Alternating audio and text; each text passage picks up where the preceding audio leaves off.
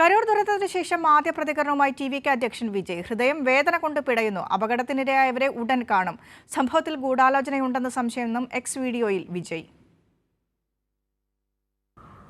அனைவருக்கும் வணக்கம். என் லைஃப்பில் இந்த மாதிரி ஒரு பெயின்ஃபுல்லான ஒரு சிச்சுவேஷனை நான் ஃபேஸ் பண்ணதே கிடையாது.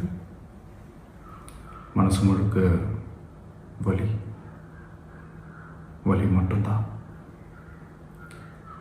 இந்த சுற்றுப்பயணத்தில் என்னென்ன மக்கள் பார்க்க வராங்க, அதுக்கு ஒரே ஒரு காரணம் தான் அவங்க என் மேலே வச்சிருக்கிற அன்பும் பாசமும்.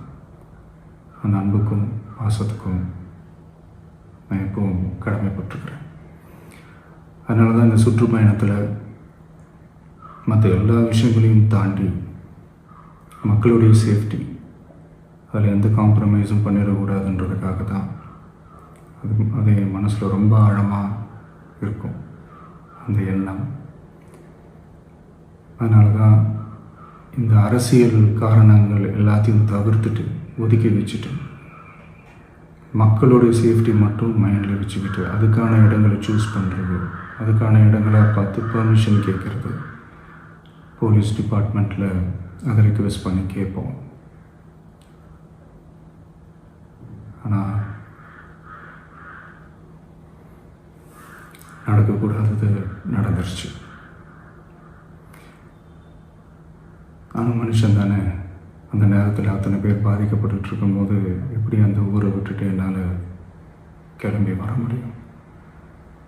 நான் திரும்ப அங்கே போகணும்னு இருந்துச்சுன்னா அதை ஒரு காரணம் காட்டி அங்கே வேறு சில பதட்டமான சிச்சுவேஷன்ஸ், வேறு சில அசம்பாவிதங்கள் அந்த மாதிரி எதுவும் நடந்துடக்கூடாதுன்றதுக்காக தான் நான் அவாய்ட் பண்ணேன்.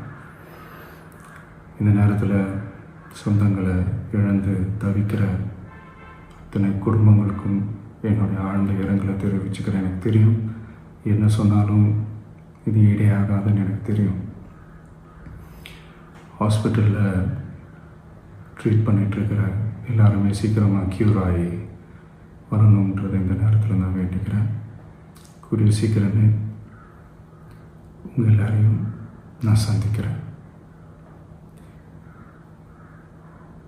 இந்த நேரத்தில் எங்களுடைய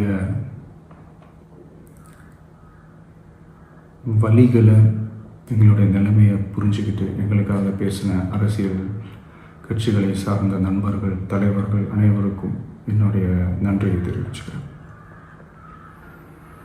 கிட்டத்தட்ட ஒரு 5 மாவட்டத்துக்கு பிரச்சாரத்துக்கு போனோம். இந்த மாதிரி எதுவுமே நடக்கல. ஆனால் கரூரில் மட்டும் ஏன் எப்படி நடக்குது, எப்படி நடக்குது? மக்களுக்கு எல்லா உண்மையும் தெரியும். மக்கள் எல்லாத்தையும் பார்த்துக்கிட்டு இருக்கிறாங்க. கரூரை சேர்ந்த அந்த மக்கள் அந்த உண்மையெல்லாம் வெளியில் சொல்லும்போது எனக்கு கடவுளே நேரில் வந்து இறங்கி அந்த உண்மைகள்லாம் சொல்கிற மாதிரி எனக்கு தோணுச்சு.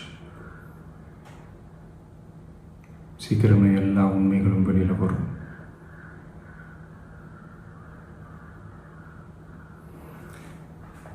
எங்களுக்கு தரப்பட்ட இடத்துல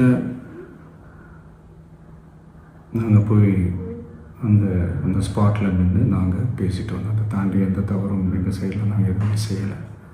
பட் இருந்தாலும் எங்கள் கட்சியை சேர்ந்த நிர்வாகிகள், தோழர்கள் மேலே எஃப்ஐஆர், அது மட்டும் இல்லை சோஷியல் மீடியாவை சேர்ந்த நண்பர்கள், தோழர்கள் அவங்க மேலே எஃப்ஐஆர்லாம் போட்டு இப்போ பிடிச்சிக்கிட்டு இருக்கிறாங்க.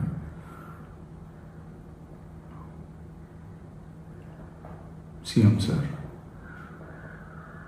உங்களுக்கு ஏதாவது இந்த பழி வாங்கணும் அப்படின்ற எண்ணம் ஏதாவது இருந்துச்சுன்னா என்ன வேணாலும் பண்ணுங்க. அவங்க மேலே கை வைக்காதீங்க. நான் ஒன்று வீட்டில் இருப்பேன், இல்லை நான் ஆஃபீஸில் இருப்பேன். என்ன வேணாலும் செய்யுங்க. நண்பர்களே, தோழர்களே,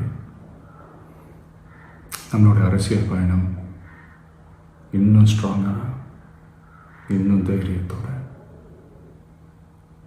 கண்டினியூ ஆகும்.